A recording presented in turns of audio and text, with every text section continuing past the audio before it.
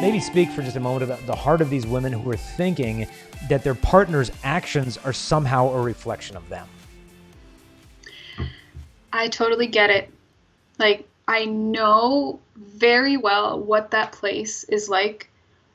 Um, and I remember my lowest point was when the acting out was like still going on full throttle behind my back, and I just felt like absolute scum. And it's not even just like you hear these messages in society outside of these scenarios that like you need this product so that you can look better, you need this, you need that, and the types of clothes that are most commonly sold are for like just one type of body and like all of these kind of things. And there's like such a focus on the physical appearance. And this kind of wound like really hits to the core of like you, your sexuality, everything like to like your very being. So it absolutely makes sense. And some professionals like even will some professionals will say that it like they'll blame that the wife was like too mean or too whatever. Like you just have to like so like these lies are coming at you from so many angles, so it makes sense, but it doesn't mean that they're true at all.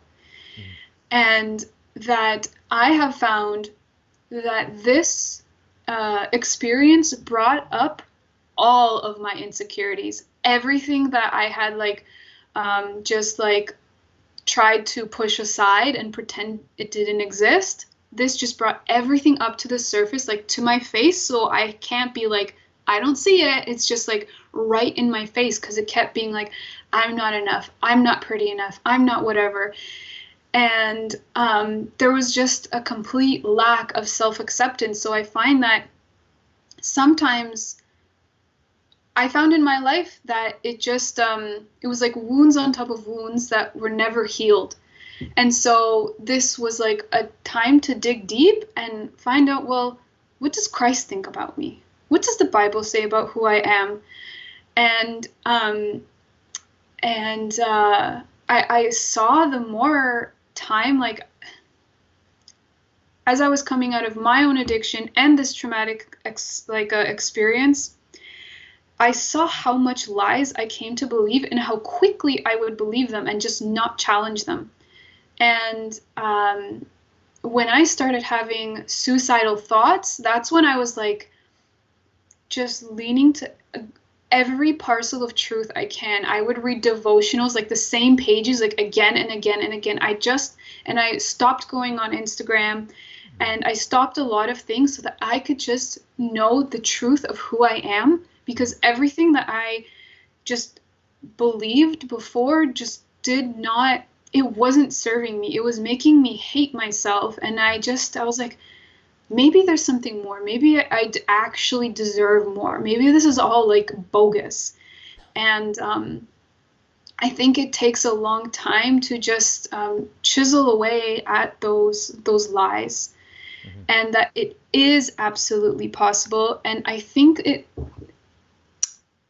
at Bloom, I swear I'm not trying to like sell Bloom, but like this is where the program I'm in, like my coach kept saying like that beauty is physical, emotional, spiritual. And I was just like, that sounds so dumb. But I was intrigued because I was like, if that's true, that's really going to help me out.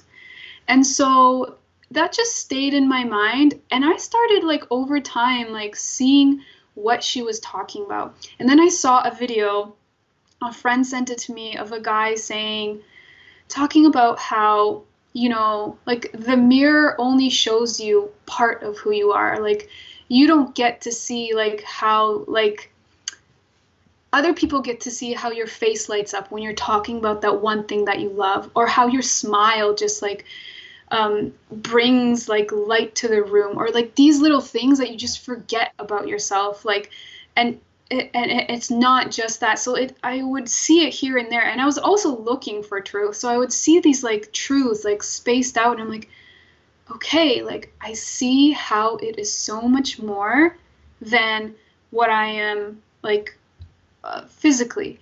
And so I just encourage you to challenge those thoughts, to find the truth in God's word. And you can start by getting rid of all the accounts on social media that make you feel like poo. Like, like you don't need them. And like find people that keep bringing you back to God. And there's some days that I just challenge myself, like, okay, I've been looking too much in the mirror. Like today we're not looking in the mirror, because then I feel like when I was camping, there's no mirrors, and I was like, wow, I suddenly feel better about myself, because like I don't really care, because I can't even care. I'm just like, okay, well, this feels comfy, so I'm going out in this. Like, Yeah. yeah, it's just it's a battle, and you matter, and you are loved, and just I guess I feel like I'm getting emotional about this, because I'm like, I just get it so much, and this is what I hope that God is calling me to do in this area, that like for women to know that they're worth so much more, that I've even been able to see like the kinds of things that I was choosing to wear. In the back of my mind, it was still like, so that I could be enough, so that I could be sexy, so that I could be this, blah, blah, blah. And it's just like, why? Like, it's like those actions were fueling the lies. So, and this all sounds like a lot of things, but you can start today with just one thing, with just, instead of getting angry at yourself for, I don't know, like, wanting to boil an egg and then like forgetting that you actually have to turn on the stove for that to happen, and just laugh at it. Like, I guess these little things to help you know that you are totally okay just the way you are. So I think that, and like learning about addiction, learning about what it's like, I think all that stuff helps to see the broader picture of what is actually going on.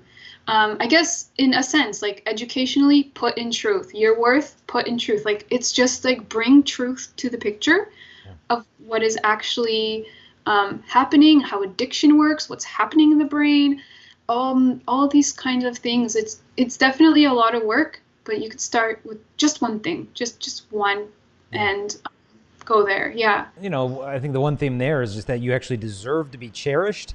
It's not something that you have to earn. You know, like if you were just this much skinnier or this much bigger on that part of your body, then you'd get that validation. But so keep working, you know, keep doing those squats and keep jogging more and eating less, and then you'll be cherished. I mean, it's like chasing a carrot that's always going to be, 2 feet away from you.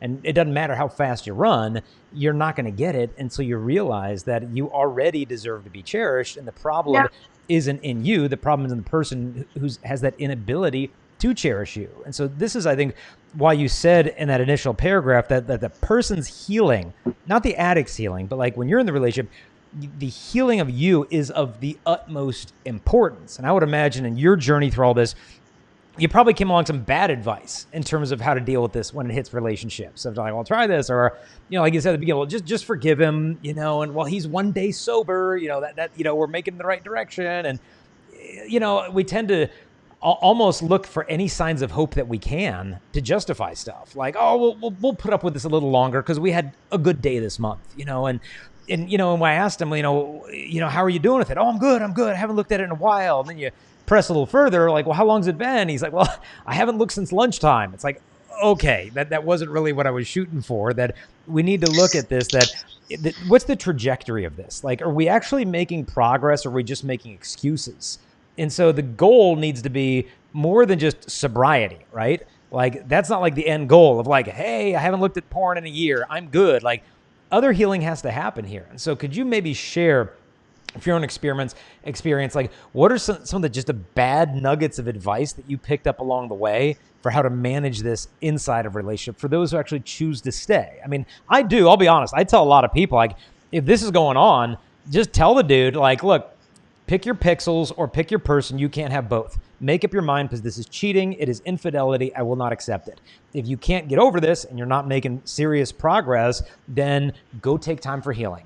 Don't expect me to mother you and be your messiah through this entire process. Hey there, I hope you enjoyed that little clip, but if you want to see the whole episode where this came from, just click the link here. And in the meantime, we want to invite you to help us share this message, and there's a couple things you can do real quick.